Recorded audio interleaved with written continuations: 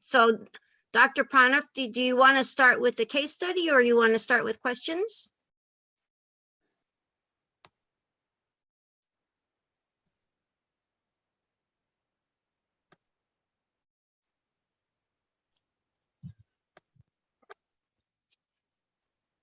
Okay. Hello, everyone.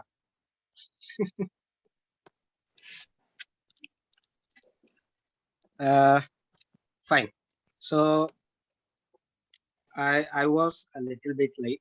Okay, I just joined, so I also have an idea of what it was all about because we had a discussion earlier, and I'll just straight away start with the questions. Like, if you have any questions, you can just ask me regarding.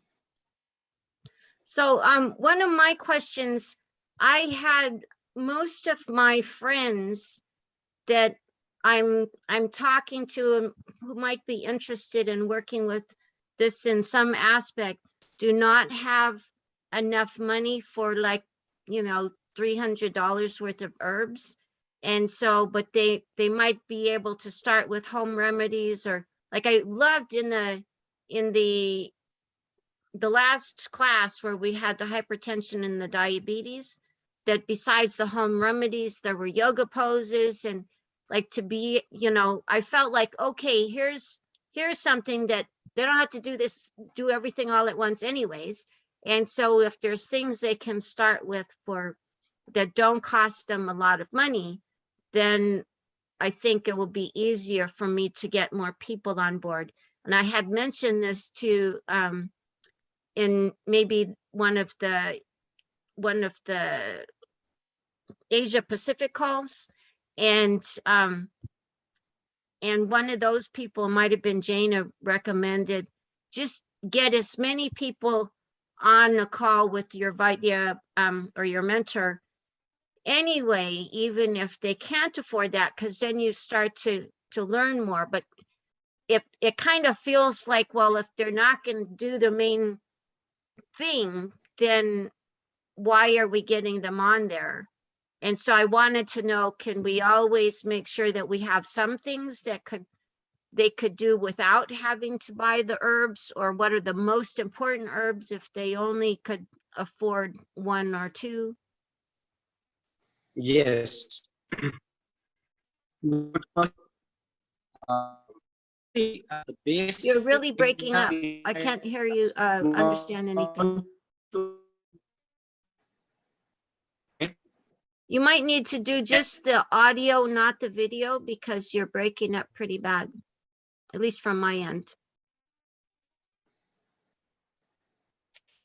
Okay. Is it okay now? Yes. Okay, fine. So, Robin, like there are these tools. Like one is the home remedies.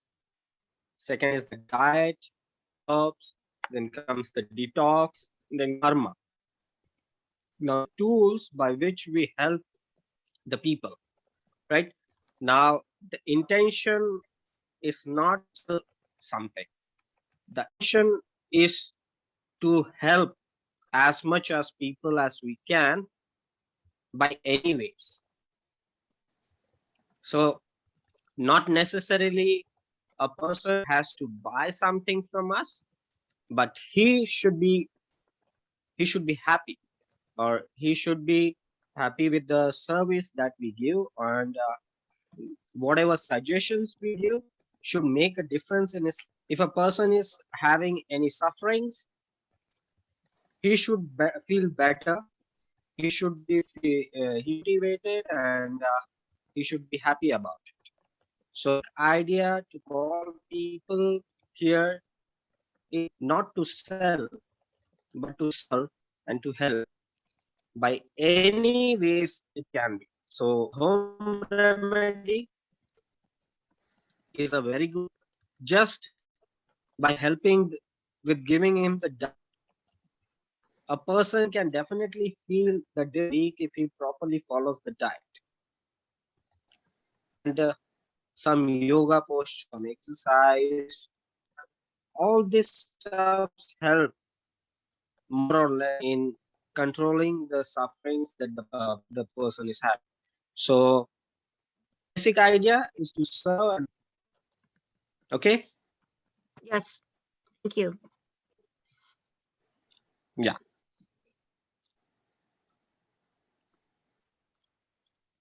On that note, Yes. another idea that comes to mind is the healthy meat detox.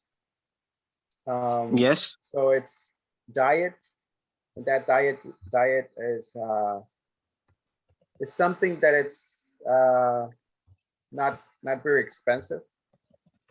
So Mm-hmm. what happens on your experience? What happens if people decides to do the healthy meat detox, but without any of the supplements?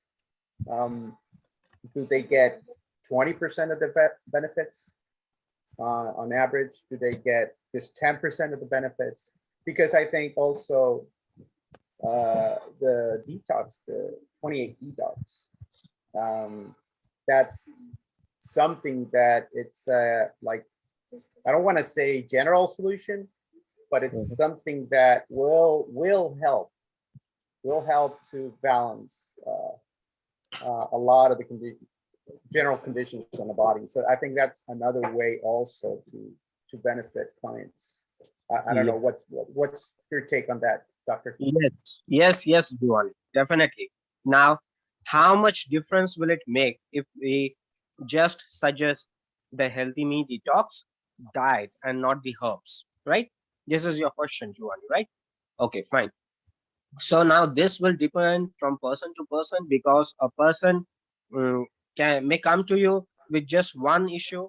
He might come with you with 2, 3, 4, 5, 10. We don't know. Okay. Now, depending on the dosha condition, depending on the amount of toxins a person is having. For example, a person is having a very low amount of toxins in his body.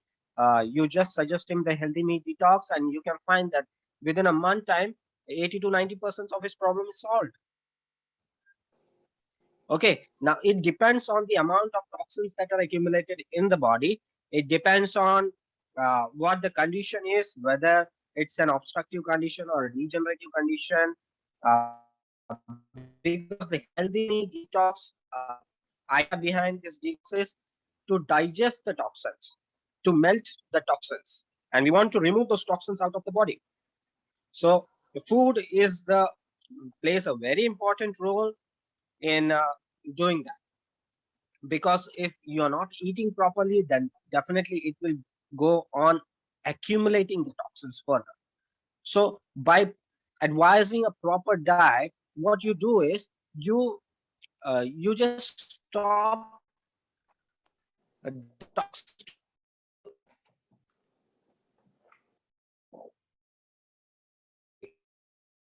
Yeah, and also Your sound disappeared there for a little bit, so you might want to repeat the last little bit. yeah, last 30 seconds we didn't listen to it. yeah, fine.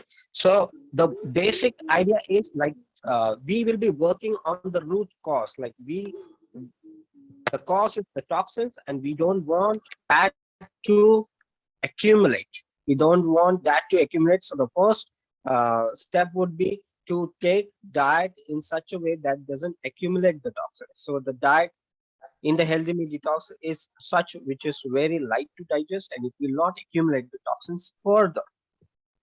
Okay, so this is the first step that we have taken. Now, body has a tendency that if he is suffering from any condition, body has a tendency that it will correct itself. So even if you are not giving any herbs to a person, if he or she continues the diet properly for say 1 or 2 months, definitely the person will find the difference. I also think that if client is reluctant in the how effective are the supplements, um, and also is reluctant in regards to the cost of it. I think once you start getting results that for me it was in the first week, you know, then that trust starts building up, and then also there's this possibility, you know, to have a dialogue with this client and say, well, if you're feeding better already, just shaking your diet, you know, with these supplements, you'll feel even better and even faster. So I think we gotta be ingenious, you know, just use just creative ways to really change this paradigm, because I think a very common paradigm is that once I'm very sick, chronically sick, then I don't care spending all the money that I have to regain health. You know, we have this corrective idea about health. You know, or you get sick, you correct it when you get sick. And one of the things that some years ago, my wife told me about some essential oils, because they were expensive. She said, well, you can have expenses when you're ill, or you can invest today on you keeping yourself healthy. So at the end, I think it's about preventive and not corrective. So I think that's the other part. And with the small change in diet, that starts convincing the clients about being preventive and not corrective. Yes, very true, Giovanni. And the most important thing is that we need to start with something, like whether it is diet, whether it is the home remedy or any other thing, or just a plain marma. We need to start with something so that the client or the patient builds trust that yes, this is working. So once we know that it's working for him, then we can move ahead, a step ahead, and we can say that, okay, now this, for example, you have followed the diet, and within say 2 weeks, you have got 25% result and you're feeling better. Now, if you want to speed up the result, these are the options available. Now, he might stick to what he is doing, which is all right. But if a person is willing to get better even earlier, he might opt for other options, like say taking herbs or taking a detox, anything. So as you move ahead, your options increase. But the first and the foremost thing is to build trust in the patient. And the most important thing, money is never a concern. Money is never a concern for anyone. It will just depend on the, like we can say that how eager a person is to solve his issue. Like if a person wants to get well early, he will be ready to spend as much as you want or you ask for. But then it becomes a responsibility for us also to give him that result in that stipulated period of time. So money is never a concern for anyone. We need to give him more than the money. We need to give him more value to his money by not just giving him the herbs, but by also giving him other things, diet, home remedy, marma, as much as we can, so that he feels that, okay, I have got more than what I expected with so much of amount. So this makes the client or the patient happy.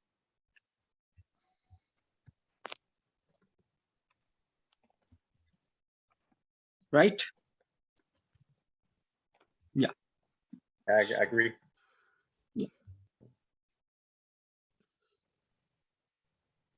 Okay, anyone else? Corey, do you want to ask something? Please go ahead. I'm still in jet lag from returning. I don't have any questions right now. I'm just trying to integrate. So how was your journey? How was your stay in Mumbai? Just The share stay it. was wonderful. The stay was wonderful. The staff was all very helpful. I wish I could have stayed for Dr. Smita's pulse teaching. I'll try to watch it on video and learn more. I'm still struggling sometimes to feel pulses and to feel some of the things, but I know with practice it will come. And so when I get back to my office, when I have time to do it on my clients, then I'll be out practicing more. Yes. Okay. So let me ask you this. Traveling back, I had some stresses. I got to my last change of flight in San Francisco and they couldn't find a ticket for me. And so I struggled with several different gate agents and I finally got on the flight, the very last person standby, when there were other people also waiting to get on standby, but I had priority because I had paid for a ticket and the other people had not paid yet. But anyway, it was a lot of stress. What kind of vitiation does that kind of stress mostly create? Vata. Vata, okay. Yeah. All right. Fine. So, okay, fine. So Mhm. I'm really happy for Corey that you got an experience of the detox program Yes. and the therapies and how we actually do the consultation, the pulse reading, and the therapies, which definitely is very good. And once you do, it's very much soothing and makes you calm and cool, and it's very refreshing, right? So Maybe I'll just share my experience with those that are on this call that weren't there. I did 10 days of Panchakarma. And initially they said I had elevated Vata and Pitta, but my Pitta was more than the others. And I did the Shirodhara, spinal Dara, ankle Dara because I had swollen ankles. And I did one large basti. I did the Siddha massage almost every day. I had some Pinda Sweta several days. And we did the steam. And those are all the therapies I did besides the Virechen treatment. And with all of that, they said by the end, my arm was almost clear, which I was pleased at only 10 days. And we took pictures of my ankles and we posted those on the WhatsApp site and the swelling had gone down significantly. okay. I still feel limited. I want to be able to regrow my cartilage. Do you see hope for that? Regrowing cartilage? Yes, What? definitely. That will regrow, but it will definitely minimum 13 months. Okay, good. But anyway, I was pleased. It felt good. Yeah. Thank you, Corey, for sharing. You're Yes, welcome. Mara, please go on. I have a couple questions. So Corey just mentioned the Pinda Sweta, which is right, the herbs in the package that then you do. Yes. So I was given that to do with my mom, who's having a lot of wrist pain, swelling, unknown origin, just fingers all swollen. She's osteoporotic, she's hypothyroid. And in the directions that I got, it said you weren't supposed to use it with osteoporosis, that it's too catabolic, breaking down. So I double checked and was said, yes, use it once. But then now I've been told, and I'm waiting for the answer back, but now I've been told, actually go ahead and use it several times. She's actually doing much better since I started giving her pain mukti. But I'm just wondering, can you speak a little bit about that, about, how it's used for breakdown and when you would, what do I have to worry about when she's frail and osteoporotic, but has pain? Like how often can you do it or not? Because I'm getting a different verbal than I am what it says. So I just don't understand. Yes. Now see, the thing is that two treatments are both opposite. like one is hypothyroidism, the second one is osteoporosis. Hypothyroidism is a condition where the rasa dhatu is get impaired due to the kapha dosha, or the water element increases. Okay, now in that treatment we need to give all treatment which is dry, and the medicines that will bring the kapha down. But in osteoporosis, where there is a degeneration of the bones, we need to act on vata. We need to bring down that vata. Now, this both kapha and vata are opposite to each other. Now, how we do the treatment? So, initially, to start with, it's most important to do pacha, or to digest the ama toxins in the body, if there are any. Initially, we need to do. And for example, there is a knee osteoarthritis or something like that, then after the ama is digested, we can go on for bastis and knee dharas. So that will help. Initially, most important to see the ama condition. Once the ama is controlled, then we for the specific treatment for the osteoporosis, where we can give her some herbs, we can give the treatment, and oil application, and enemas of oil and keys that can be given. So it's depends on the condition. Like for example, if person is pure vata and just osteoporosis, you can just start with the herbs which are nourishing in nature. You can just start away with the oils and all those stuffs which are nourishing for the pulse. But in this condition, we need to control or digest the ama first. We need to bring down that kapha element which is more in the body, and then we can move ahead with the nourishing pattern. Well, Okay. in that line then, doctor, when you say remove the ama first, besides diet, what are the biggest remedies for that? What's the first thing you think of? Okay, so are you asking like home remedy or herbs? What? Just in general, as a practitioner, what's the first things you think of to help lower ama quickly? Okay, so when we want to reduce the ama, the most important thing is to control the diet and your lifestyle. Because most of the times when we think of digesting the ama, the first thing that we should think of, that what are the factors that are causing the ama? Is there any food that a person is eating that is causing the ama? Is there any lifestyle that a person is continuing by just causing the ama? Because there are many herbs and many home remedies. But if by one side we are giving just the home remedies and the herbs, and from the other side the reason for the ama is still there, then it will be of no use. So we need to cut down all the reason behind the formation of the ama. So first is the diet, the lifestyle is the second. Then we can move on to the herbs, which is toxigo. That is the pachak. We also call this pachak. Toxigo is the first herb that the mind digests the toxins. Next, what comes in our mind is the detox tea. The detox tea is also helping in digesting the ama toxins. And depending on the condition, we can just move on as much as we want. Okay. Okay.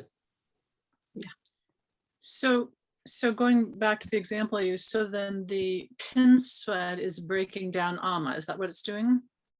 Yes. So that's a way of addressing it locally without overwhelming the whole system, because it actually seems to be just in a single area. Yes. Yes. Mhm. Right. Okay. And then, so Is it okay if I'm asking, because another doctor's been seeing, but I just sort of have some questions I don't have answers to yet. Is that okay to ask? Because it started before I knew you. Yeah, because So, until any other person has any other questions, you can move on. okay. So this was, 87-year-old female, primarily Vata, like, so very, sort of nervous system and a lot of osteoporosis and loss of memory. So those are sort of the primary things. Energy, really low energy. Those were sort of the primary things. Quite frail, very thin, very, very thin. So she started on the herbs, diet. We started right away with sort of warm, more liquidy soups. Started with the energy drink in the morning with the fennel seeds and the took out the cinnamon and took out the bacopa and took out the gotu kola and just did the fennel seeds and the almonds and dates and figs and ghee. So doing that every morning. And then for herbs, she was given MetaBoost, Energy, Brain 2, and I'm missing one. Okay, so what's your question, Tamara? So then 2 months in or 3 months in, she said, I guess 2 months in, she suddenly had very red and painful nipples. And then her breasts got inflamed under that with like mass feeling in the breasts. And then 2 weeks ago, she started bleeding as if she had a period, fresh blood from her vagina, which has been going on for 10 days. So she's 87. So pretty unusual. But I'm assuming it's toxins moving out. But I was wondering too, I actually stopped the fennel because I was wondering if it was having too much of an estrogenic effect, in the energy drink. It was slowing down anyway when I stopped it, but I'm just wondering, so clearly something's moving in her system. I mean, I think overall, I would say she's feeling a little bit better. She's not going down. It's just these symptoms. So I don't feel like it's wrong treatment. I feel like we're actually on track. But I'm just wondering what those symptoms would point to. I mean, it seems to be hormonal of some type, I would guess, or just what you would say about that, or. Yeah, because at the age of 87, a person is lady bleeding is a miracle, I would say. Yeah, unusual. Yeah. And of course, Western medical system would immediately say, go to the doctors and you have to check out uterine cancer. But that's, it doesn't feel like any of that. It feels like actually it's the appropriate process. I just want to make sure I'm not pushing anything too much, or, that there's. Yes. So. Fine. And we need to just check other things also. Whoever the concerned doctor is, better you speak with him or her. Okay. Yeah, I'm setting up an appointment. Yes. I called to get the direct link so I could set up an appointment. And I've emailed him every time. Everything that's happened, I've been emailing. Okay. Fine. Okay. Regarding the doubts as far as this session is concerned, about bringing people and having a Zoom call. Okay. Does anyone has any doubt? And when do we want to set it, or when do we want to have it? What do you mean, does anyone have any doubt? I think all of us would really appreciate it. So I think remind it's a me really again good of idea. the format. Is it just to have Dr. Pranav, you give an introductory talk, or what's the format you see in this session? Okay. Now, this will depend. Like, for example, we can just tell people of what Ayush Shakti is, and we can have a PPT, and we can run through, or we can have just a QA session. And if a person is having any doubt, or if he or she is having any health concern, then they can directly ask, and then we can give them the home remedies of the diet that you want. And if any extra is needed, then we can set a consultation with that person, and you would be there, like you would be there, and you will be checking the pulse.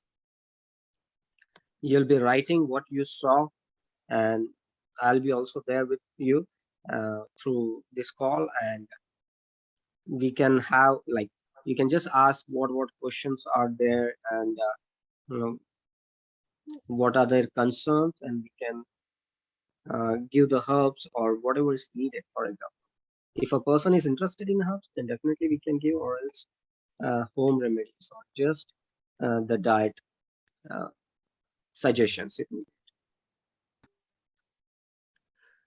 So one of the things that I was thinking, I wound up taking my notes. My notes include screenshots of the appropriate slides, and then I, work in my any things that I've typed in. And so I wound up separating the ones specifically for the things that you could do for diabetes and the things that you could do for hypertension.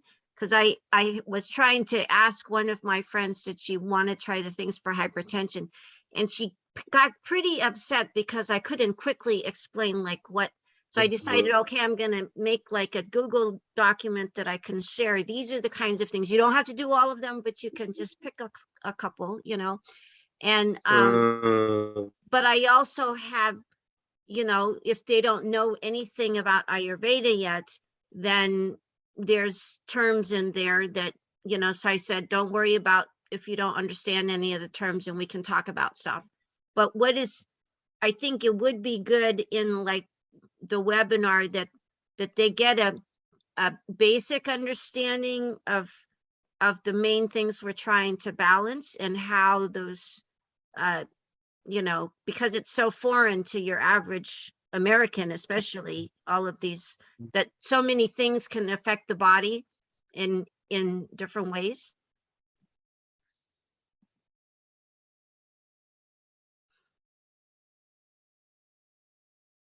That's right. We can't understand what you're saying. Yes, we can do it. We can do it through the PPT. We can take the slides and we can show. We can do that. Yeah.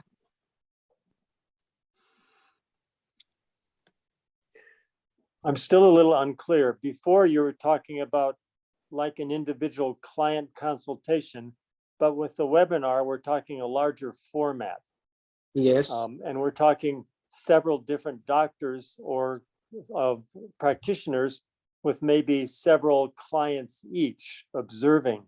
Does that sound too big, or does that sound a workable environment? See, the people can be either 5 or 10 initially. Okay. That would be also enough for us. 5 to 10 people would be also enough. So we can just have a webinar with both them.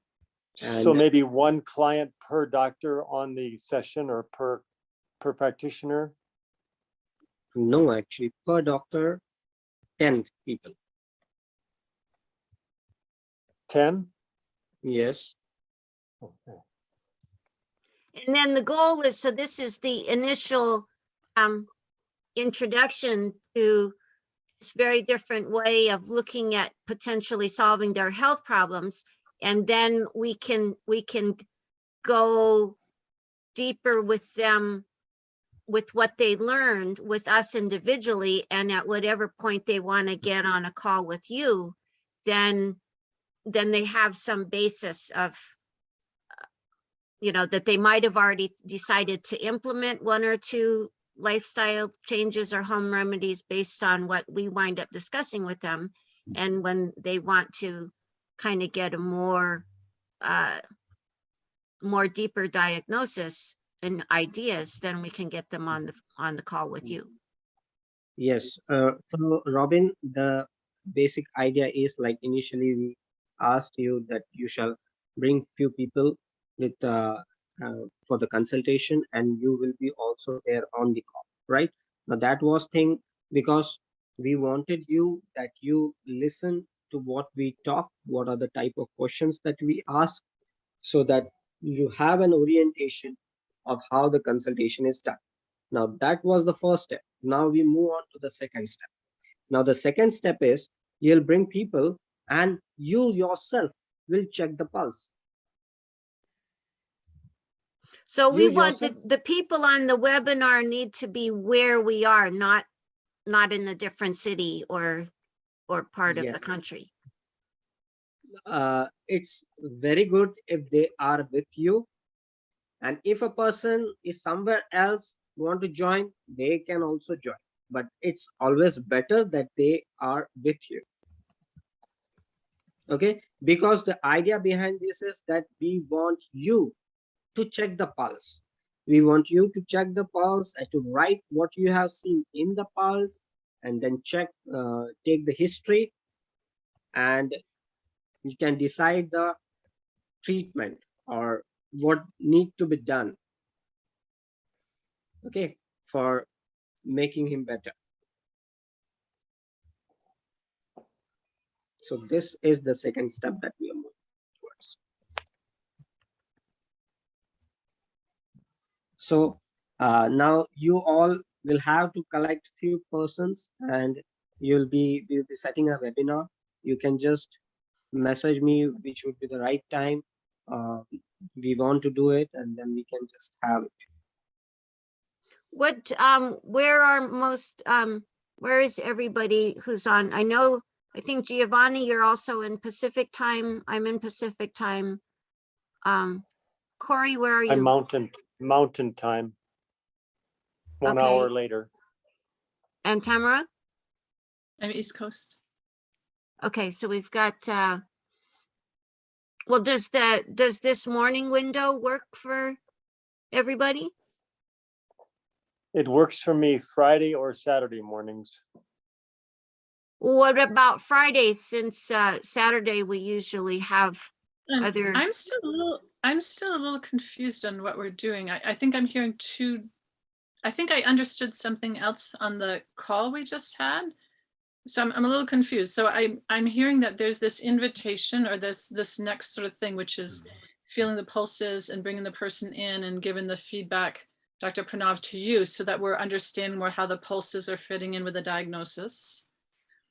And then I also understood that there was this webinar idea that came about because somebody said, I don't know how to explain Ayurvedic medicine to people in order to get them excited about coming and having an individual session.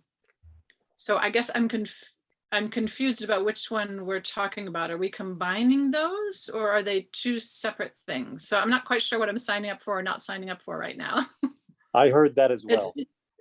You heard that as well. Okay. Yes. Okay, Robin, what did you heard? I heard both, and so I think we could wind up doing it being this is kind of the introduction for people who might to get them excited. This is like the little mini, and I could see where probably I don't want to have more than 3 to 4 people that I'm practicing taking pulses on the first, and because of, I don't know about where you guys live, but nobody is willing to touch anybody here. And so, I don't get to read people's pulses. We still, even though they removed the mask mandate, I'm in a video documentary class that started yesterday, and everybody wants to wear masks when we meet in person, but me, and I'm like, it's a situation that people have just been so trained to be afraid. There's only so many people that I wind up being around that I could say, okay, I'll take your wrist,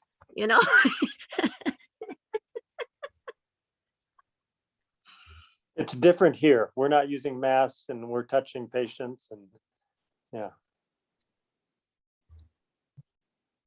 I mean, I don't actually have patients that I normally, well, I did, I guess, before lockdown. I used to do some hands-on healing stuff, and it just has all disappeared. And so, Yeah.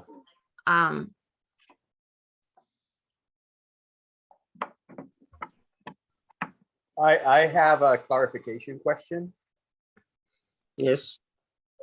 So the webinar, the two possible purposes that I see is, one is educational, right? It's learn by doing, right? And it could also be medical, meaning whoever goes there has an expectation, a client meaning has an expectation to get clarity on a possible diagnosis. And I don't want to use that word, but have clarity on regards to ways to improve their health. So the webinar, the question is, does it is focused on those two purposes, or mostly educational or mostly consultation? So it would be both, because a person need to be educated first initially, a basic things, so that he gets aware of that it's Ayurveda or Ayushakti is a form of medicine that could help to solve their issues. So this could be an education thing, but it's mostly for you and not for them. It's mostly about consultation. It's mostly about you consulting them, because we want you to practice. And we are setting this right from now, that after your course is done, you would be ready.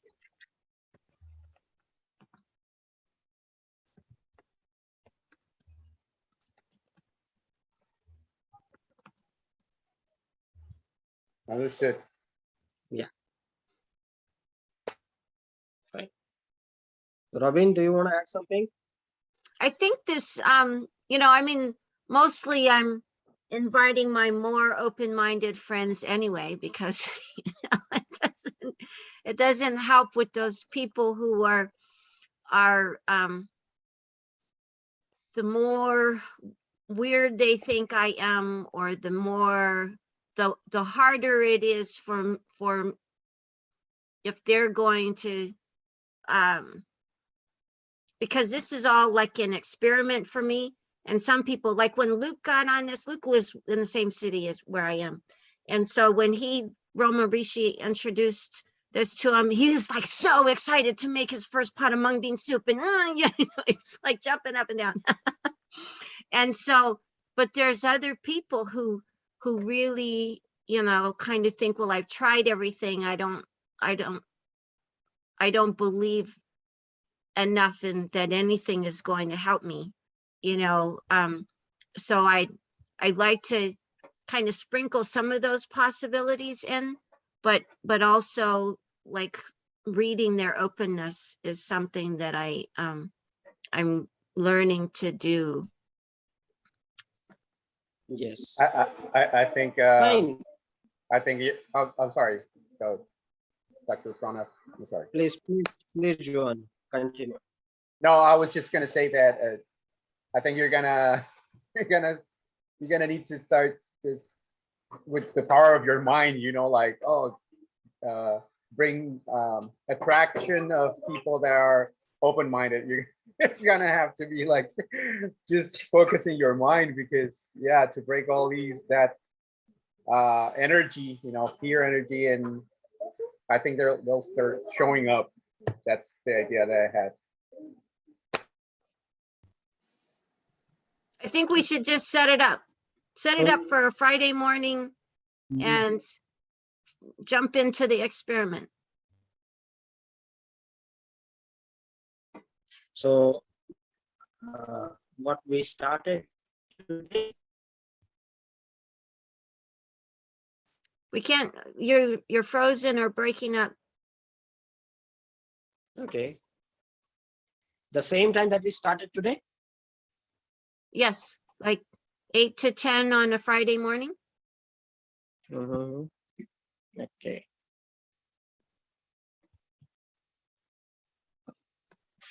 Fine. You can just decide and let me know. So I'll confirm my time and schedule with you. Okay. Because So maybe we can put out to the group to see if they want to do it this coming Friday or the Friday after. yes, definitely we can do that. Okay. Giovanni, you want to send that out to everybody and I will work on I'm working on getting it set up so that all of our mentor call videos will be in, I'm gonna upload them where they'll be searchable by term. And so, so I need to get back to remembering how to use that system because I've got other things I need to put in it. So I'll be working on getting that together. But if Giovanni, if you could send out the email to see if people want to do this coming Friday or the next one. Yeah, we'll do that. Or he can just put it in the WhatsApp group.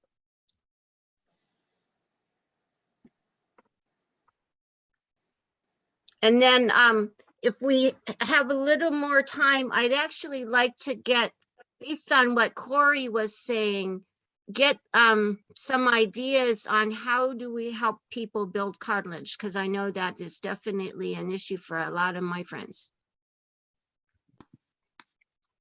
Right. So first of all, we need to understand that the cartilage usually takes at least 13 to 15 months to develop. So the treatment for the cartilage will be on the line of nourishment as we do for the bones. Because this cartilage we can resemble them with the tendons, and which attaches the muscles to the bone, and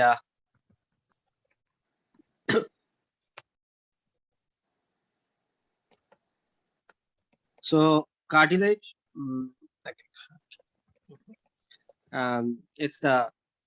we need to just focus on the bones and the joints, and we need to work on that by infusing the nourishment of oil and ghee.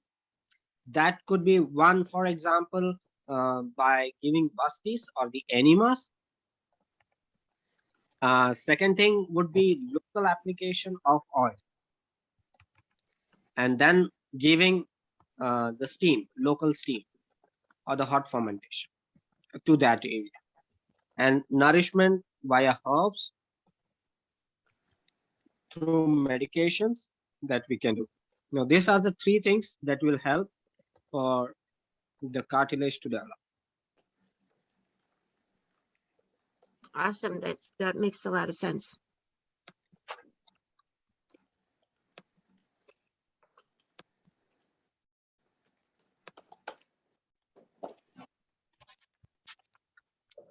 Okay, are there any questions, or I think we can just move out of the breakout room if we are done here? Thank you, doctor. Yeah, thank you, Corey. Thank you. Thank you, Tamara. Thank you all. Thank you. Next time. Thank you.